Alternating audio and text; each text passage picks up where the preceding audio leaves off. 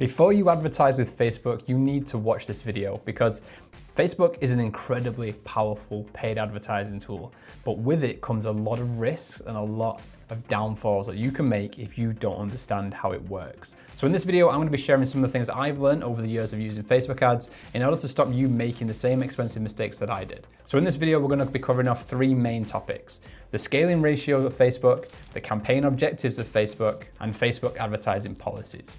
Over the years, I've lost tens of thousands of dollars worth of profit by doing things wrong on Facebook purely because I didn't know certain things about it. So hopefully by the end of this video, you're gonna learn some of the sort of important aspects of Facebook that you need to understand in order to be able to scale profitably and be successful in the long run. So I know it's been a while since I posted anything on this channel. I do apologize for that. Someone actually reached out to me the other day asking if I was still alive. So yes, I am, other than the close call with my barbecue the other day. I am doing all right. I'm alive and well, all things considering, everything that's going on in the world. It's a crazy world we're in right now. So, you know, thank you, Dave from Chicago, for checking in on me. Shout out to you. But yeah, I mean, this video is going to be all about how to succeed with Facebook ads and things you must know before you really start jumping onto that platform. So the first thing that I really want to cover off on this is Facebook's scaling ratio.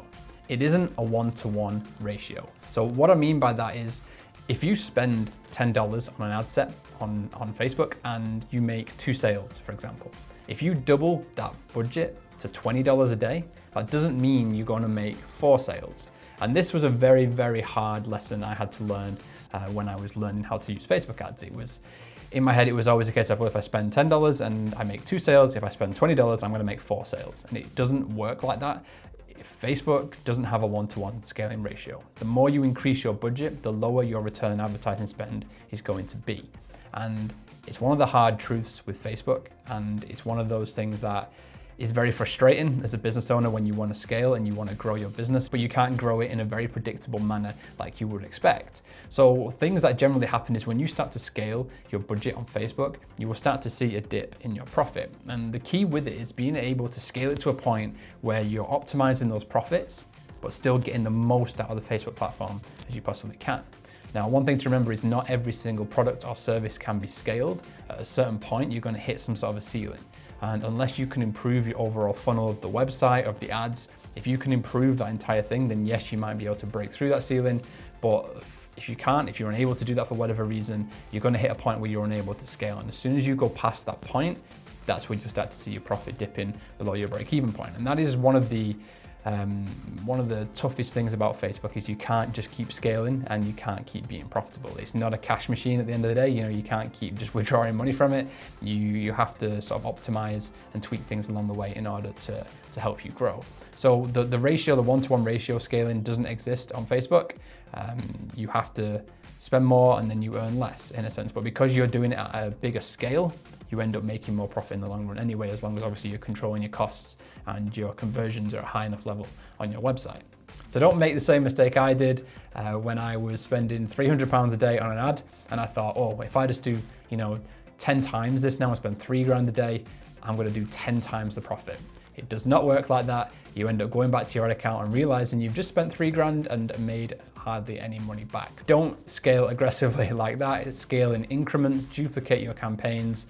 Don't go out on a night out drinking and then come and check your ad account when you're spending £3,000 a day, because that stings as well when you look at it in the morning. Don't do that, that's the mistake I've made. But yeah, your one-to-one scaling ratio doesn't exist. You have to gradually increase your budget incrementally in order to scale in the most profitable and cost-effective way. The second point I want to cover off is campaign objectives. People, they're still making this mistake, and it frustrates me when people reach out to me and they ask why they aren't making sales on Facebook. They will send me a picture, a screenshot of their ad account, and I can see immediately that they're running PPE, post engagement ads, or if they're running view content ads or video view ads, and they're asking why they aren't making any sales. And the reason for that is because Facebook optimizes your ads towards the objective that you've chosen. So if you've chosen your objective as PPE, so the post engagement, Facebook is going to send your ad out to people who are most likely to engage on your ad. So whether that's clicking like, whether that's commenting, whether that's sharing, whether it's just clicking around and clicking play, clicking the video, engaging on the actual ad itself. That doesn't mean they're going to come to your site and buy, because Facebook knows everything about everybody on its platform. So it knows if you're more likely to click like on a video or if you're more likely to buy from a video ad that appears on your feed. So Facebook will optimize your objective, your ads to those objectives. If you click post engagement, it's going to send your ad out to people who like to click like, and that's it. It's not going to send it to people who like to buy. Same with view content. If you have your objective as view content, people or Facebook is going to send your ad out to people who like to view content, i.e. click the link and visit the web page. That doesn't mean they're going to buy from you. If you want to make sales, the only objective you should be using is conversion purchase. And that is it. That is the only objective you should be using if you want to make sales.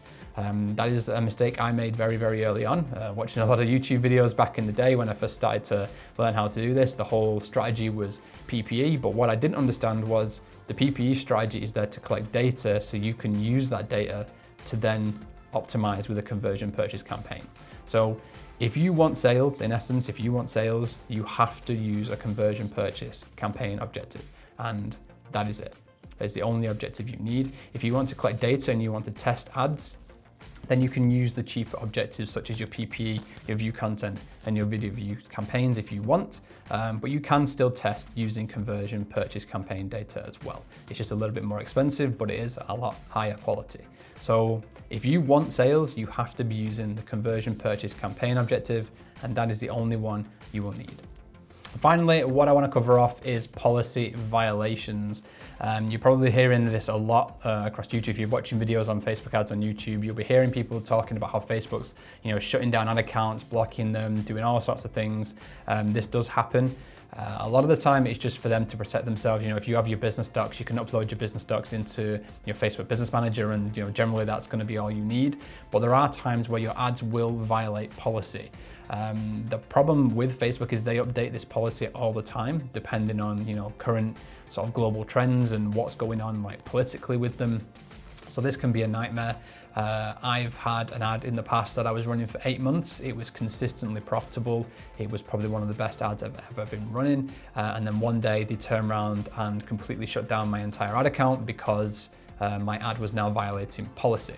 But the only reason it was violating policy was because they changed the policy. So that is something to be a little bit aware of. Some of the main reasons you would violate policy on Facebook, especially when it comes to e-commerce and dropshipping, is going to be around sort of before and after kind of results.